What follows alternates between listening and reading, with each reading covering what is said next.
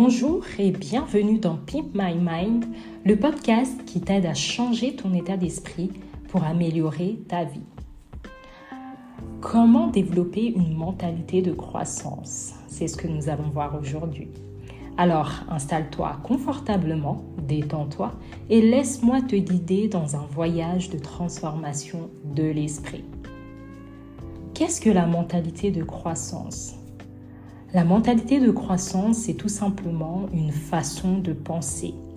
Selon moi, c'est la croyance que nos capacités et nos compétences peuvent être développées grâce à des efforts et une persévérance soutenue.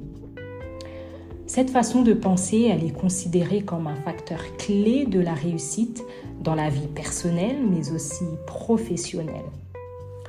Dans son célèbre livre The Miracle Morning, Hal Elrod encourage justement les personnes à développer une mentalité de croissance en adoptant une routine matinale qui inclut des activités comme la méditation par exemple, mais aussi la lecture et la réflexion. Les personnes qui ont une mentalité de croissance, comme moi par exemple, considèrent les échecs comme des opportunités d'apprentissage et cherchent constamment à améliorer leurs compétences.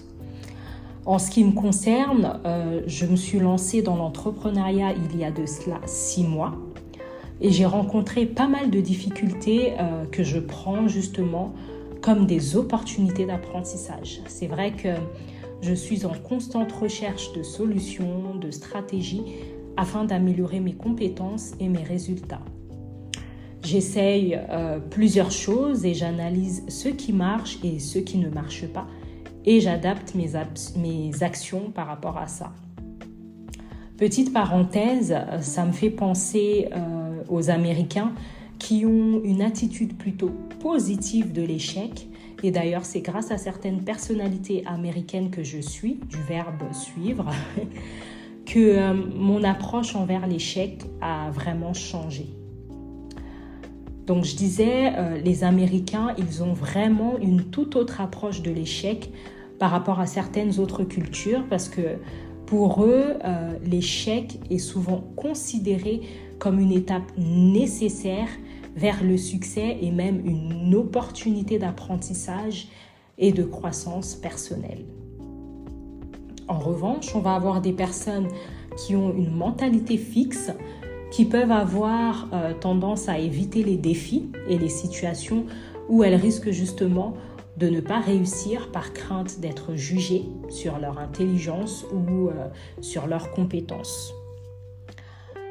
Finalement, la mentalité de croissance est souvent associée à la résilience, mais aussi à la réussite, car elle encourage vraiment les individus à persévérer face aux difficultés et à voir justement les échecs comme des opportunités d'apprentissage plutôt que des défaites.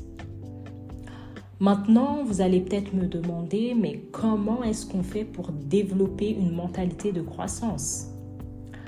Eh bien, premièrement, soyez tout simplement ouverts aux nouvelles idées et perspectives, c'est-à-dire que vous devez essayer de voir les défis comme des opportunités d'apprentissage et de grandir plutôt que comme des obstacles insurmontables. Comme je l'ai dit auparavant, je me suis lancée dans l'entrepreneuriat, dans une industrie qui demande beaucoup de courage et surtout de sortir complètement de sa zone de confort. J'ai dû faire face à plusieurs questionnements avant de me lancer, notamment le fait de douter sur ma réussite, ma capacité à aller jusqu'au bout de ce projet. J'ai également eu peur de l'échec parce que ça demande beaucoup de résilience, mais finalement, je suis vraiment contente d'avoir saisi l'opportunité parce que ça m'a appris de me lancer, ça m'a permis, de me lancer dans une démarche de croissance constante. Et d'ailleurs, petite anecdote, ce podcast est tout simplement le résultat de cette prise de décision lorsque je me suis lancée dans une démarche entrepreneuriale parce que ça m'a permis vraiment de développer une mentalité de croissance parce que je cherche toujours à développer mes capacités et mes compétences. Lancer mon podcast était vraiment un défi de haute taille étant donné que c'est plus difficile de développer une communauté sur des plateformes de podcast plutôt que sur YouTube par exemple. Le marché, il est plutôt difficile, mais finalement, si on laisse la peur de l'échec prendre le dessus, on ne réalisera jamais rien de sa vie, j'ai envie de dire. Alors, si j'ai un conseil à vous donner, passez tout simplement à l'action et n'ayez pas peur de l'échec parce que finalement, vous ne saurez jamais si vous allez échouer ou non si vous n'essayez pas. Deuxièmement, pour développer une mentalité de croissance, selon moi, il est primordial d'être persévérant. Oui, c'est vraiment primordial. En effet, vous le savez, les progrès ne se produisent pas du jour au lendemain. Et d'ailleurs, il y a une célèbre phrase qui dit, un célèbre proverbe qui dit « Le jour où tu plantes la graine n'est pas celui où tu manges le fruit ». Mais avec de la persévérance, avec des efforts soutenus, vous pouvez surmonter les obstacles et atteindre vos objectifs. Et enfin, vous devez développer votre capacité à résoudre les problèmes, c'est-à-dire que au lieu de se concentrer sur les problèmes eux-mêmes, concentrez-vous plutôt sur des solutions possibles. Vous devez chercher des moyens de résoudre les problèmes de manière vraiment créative et innovante. Alors, toutes ces différentes étapes, il y en a bien d'autres évidemment, mais en mettant déjà ces 3 étapes en pratique, vous pouvez développer une mentalité de croissance qui vous aidera vraiment à atteindre vos objectifs et à surmonter les obstacles.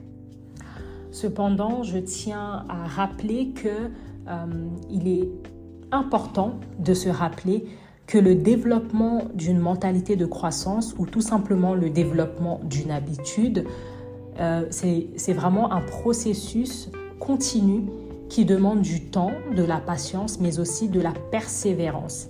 Alors, ne soyez pas frustrés si vous vous lancez dans une démarche de développement personnel ou même si vous vous lancez dans une démarche où vous souhaitez acquérir une nouvelle habitude. Si vous voyez que ça prend du temps, ne soyez pas frustrés parce que c'est tout à fait normal. C'est tout à fait normal, ça peut prendre du temps. Alors voilà, ne vous frustrez vraiment pas. On arrive à la fin de cet épisode. Je vous dis à la semaine prochaine pour un nouvel épisode et prenez soin de vous.